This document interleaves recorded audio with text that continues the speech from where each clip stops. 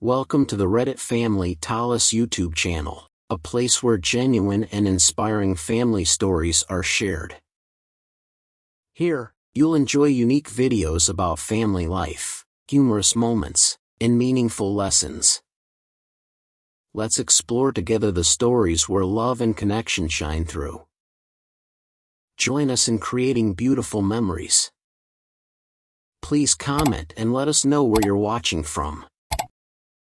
Hit subscribe now so you won't miss the special video launching tomorrow. Thrown out at 16, now she's back begging, should I forgive her? Ethan's life started with a sense of being unwanted, though he didn't fully understand it until much later.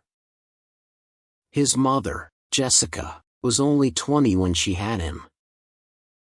His biological father, Mark, made it clear from the start that he didn't want children. Since they had only been dating for a few months when Jessica got pregnant, she gave him the option to leave, and he took it without hesitation. He never looked back, never paid child support, and never reached out again. Jessica claimed she was fine with that, but the weight of raising a child alone quickly became apparent. For the first few years of Ethan's life, Jessica had the full support of her parents, who helped her finish college and get a stable job. But even though she did her best to provide for him, something always felt a little off. He often felt like a responsibility she had to endure rather than a child she truly loved. Still, he clung to the hope that things would change. When Ethan was 8, Jessica met David, a coworker from her job. He was kind enough in the beginning, polite, distant, but not mean. They dated for 3 years before getting married. Ethan wasn't particularly close to David, but he thought that as long as his mom was happy, things would work out. However, as soon as they said, "I do," the dynamics shifted. Jessica started treating Ethan more like an obligation, and David's presence only widened the gap between them. Then, when Ethan was 12, Jessica got pregnant again, this time with twins, Olivia and Emily. It was the happiest Ethan had ever seen her. She glowed when she talked about them, planned for them, and nested in anticipation of their arrival. And for a while, Ethan let himself believe that having siblings might bring them closer. He tried to be a supportive older brother, helping wherever he could. But instead of feeling more like a family, Ethan felt like he was fading into the background. His mother's attention was completely absorbed by the twins, and David, who had always been neutral toward Ethan, became more vocal about how much effort it took to raise a big family. Suddenly, there were new rules. Ethan needed to be quieter, less demanding, more independent. They were always too busy or too exhausted to spend time with him. By the time he was 14, he was practically invisible in his own home. Still, he told himself it was just a phase. He was wrong. At 16, Ethan's world completely unraveled. He had already felt like an outsider in his own home, but he never imagined his mother would actually push him out. It happened on an ordinary evening, no big fight, no dramatic blowout, just a cold, calculated conversation that made it clear he no longer belonged. Jessica and David sat him down at the dining table, the same one where they had celebrated birthdays and holidays, but this time, the atmosphere was ice cold. They spoke in calm, measured tones, as if they had already rehearsed what they were going to say. "Ethan, we need to talk about the future," his mother started, avoiding eye contact. "You've grown into a smart, responsible young man, and we're really proud of you." That opening almost made him feel safe, until David jumped in, With Olivia and Emily growing up, we have to start thinking about our financial situation. It's getting harder to manage everything with 3 kids, and we have to make some tough choices. Jessica finally looked up. We think it would be best if you found another place to stay. The words hit Ethan like a slap. He blinked, waiting for some kind of reassurance, some explanation that didn't mean what it sounded like. But none came. I can get a job, he offered, his voice shaking. I can help with bills, food, whatever you need. His mother shook her head, sighing like he was a burden she had grown tired of carrying. It's not just about money. The girls need more attention, more space. We have to prioritize their future. They deserve stability. They deserve it more than you do. She didn't say those exact words, but Ethan heard them anyway. A sick realization settled in. This wasn't a request. It was a decision. They had already made up their minds, and nothing he said would change it. He wasn't being kicked out in the legal sense. They had carefully worded everything to make it seem like a mutual decision. But it wasn't. They wanted him gone, and they knew he had too much pride to stay where he wasn't wanted. So, that night, Ethan packed a small duffel bag with the few things that mattered: his clothes, some books, and the old pocket watch his grandfather had given him. His mother didn't even help him find a place to go. He left without a real plan, except for one thing: he was never coming back. Ethan had always thought of himself as independent, but being forced out at 16 was a different kind of challenge. With nowhere else to go, he turned to the only people who had ever truly cared about him: his grandparents. They had always been kind, always there in the background, but they were old now, living on fixed incomes. Ethan knew he couldn't rely on them forever. The first few months were a whirlwind of change. He found a part-time job at a local diner, bussing tables and washing dishes for minimum wage. The work was exhausting, and balancing it with school left him drained.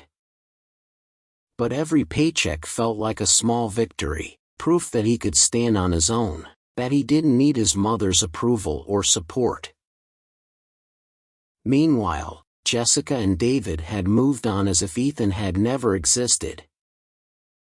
He saw them only when they visited his grandparents, always smiling, always acting as if life had never been better. Olivia and Emily had no idea what had happened. They were too young to question why their brother was suddenly gone. Ethan, however, had no time for resentment. He was too busy surviving. He spent his high school years working 2 jobs, juggling school and work while saving every extra dollar.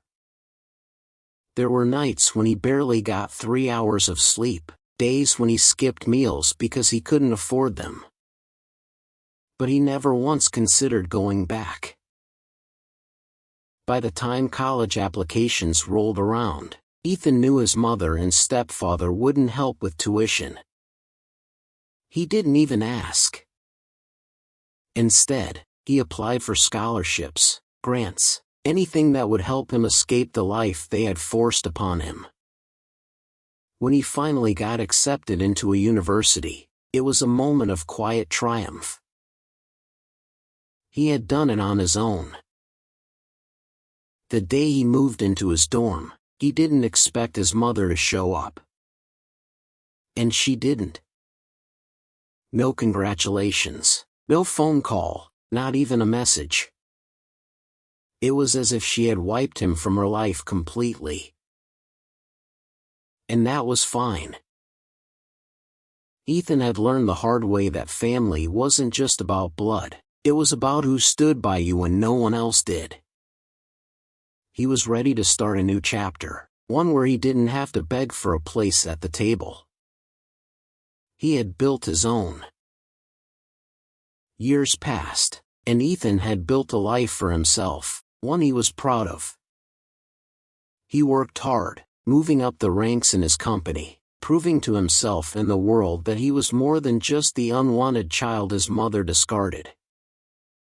By the time he hit 30, he was financially secure, owned his own home, and had cut all ties with his mother and stepfather. As far as he was concerned, they were just strangers he once knew. Then, out of nowhere, they showed up at his doorstep. Ethan almost didn't recognize them at first. Jessica, his mother, looked older, more worn out than he remembered. David, always so smug, now looked desperate.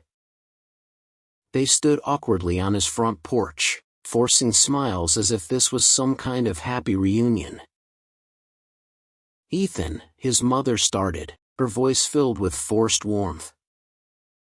"It's been too long." He didn't reply. Just stared at them, waiting. Jessica sighed, glancing at David before continuing. "We heard about your promotion. Your uncle mentioned how well you're doing now. And, well, we need to talk." Ethan felt a sharp sting of betrayal. His uncle had always been one of the few family members he trusted, and now, because of a casual mention at a family gathering, the people who abandoned him were standing on his doorstep, acting as if they suddenly cared. "Talk about what?" Ethan asked coldly. Jessica hesitated. David, clearly growing impatient, blurted out, "We need help, Ethan. Olivia and Emily are about to start college, and we're struggling. We thought, given your situation, you could contribute to their tuition." Ethan almost laughed. He had expected something, but not this. Not the audacity of it all. "You're joking," he said, shaking his head. "You threw me out at 16. You didn't care if I had a roof over my head or how I'd get through college. And now, you think I owe you money?" His mother's expression hardened. "Ethan, we had to make tough choices. You were older, independent, we thought you'd be fine. But Olivia and Emily, they deserve a chance." Ethan clenched his jaw. "And I didn't?" Jessica's silence said everything. His stepfather scoffed. "You're being selfish. After everything your mother did for you, you—" Ethan cut him off. "Everything she did? You mean abandoning me? Letting me struggle while she played house with her new family?" He took a step forward, voice sharp. "I don't owe you anything. You made your choice years ago. Now you can live with it." He didn't wait for their response. He simply stepped back inside and slammed the door. For the first time in his life, he felt truly free. Ethan thought that closing the door on his mother and stepfather would be the end of it. That they'd finally understand that he was done, that they couldn't waltz back into his life after abandoning him. But he was wrong. The emails started first, long, guilt-tripping messages from Jessica, listing every supposed sacrifice she made for him as a single mother. She reminded him how she raised him alone for years, how she had no choice but to prioritize Olivia and Emily. She even threw in phrases like family is supposed to take care of each other and if you don't help your sisters, you'll regret it. Ethan ignored them. He blocked her email. Then, she started calling. At first, she left voicemails, her tone shifting from apologetic to angry. When that didn't work, she showed up again, this time, at his workplace. Ethan had just finished a meeting when the receptionist called his office. "Ethan, there's a woman here, says she's your mother. She refuses to leave." His stomach twisted. He had warned her. He had made it clear.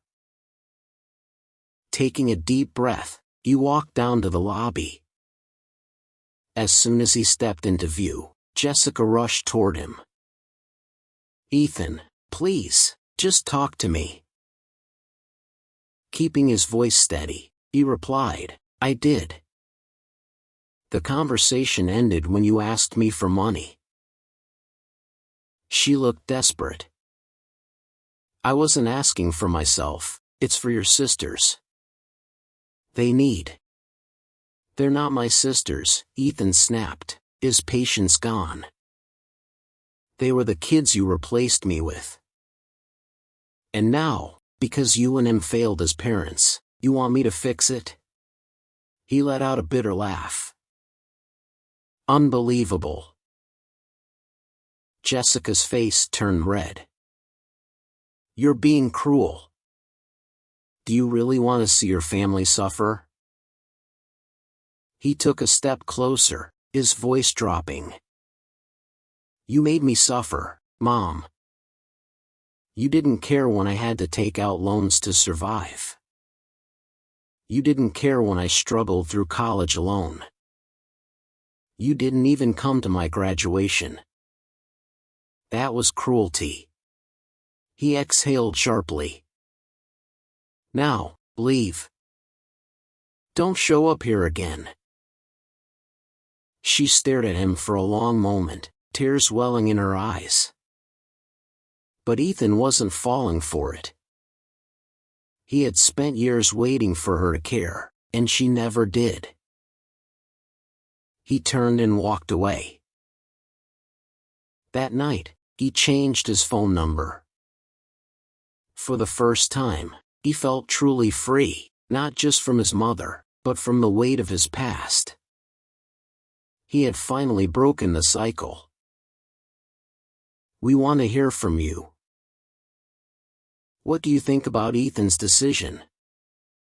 Do you believe he was right to cut off his mother and stepfather, or do you think family obligations should always come first? Have you ever faced a similar situation? Share your thoughts in the comments below. Let's start a conversation. And don't forget to like, share, and subscribe for more real-life stories that will leave you speechless.